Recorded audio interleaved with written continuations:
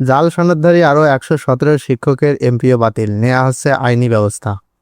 বেসরকারি শিক্ষক নিবন্ধন ও প্রত্যয়ন কর্তৃপক্ষের যাচাইয়ে জাল সনদের প্রমাণ পাওয়ায় আরও ১১৭ শিক্ষকের এমপিও সুবিধা বাতিল করা হয়েছে।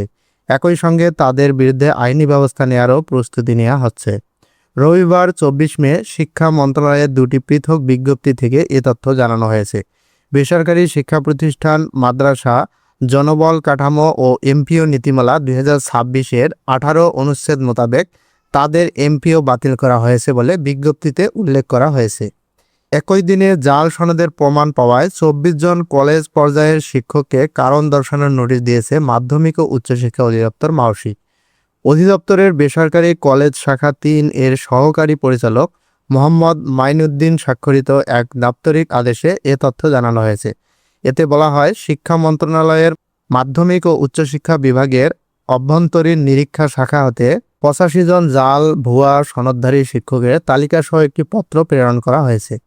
এতে এনটিআরসিএ কর্তৃক মাধ্যমিক ও উচ্চশিক্ষা বিভাগের আওতাধীন বিভিন্ন শিক্ষা প্রতিষ্ঠানে কর্মরত মোট ৮৫, কলেজ পর্যায়ে ২৪ ও স্কুল পর্যায়ে ৬১ জন শিক্ষকের প্রত্যয়নপত্র যাচাই শেষে জাল মর্মে প্রমাণিত হয়েছে।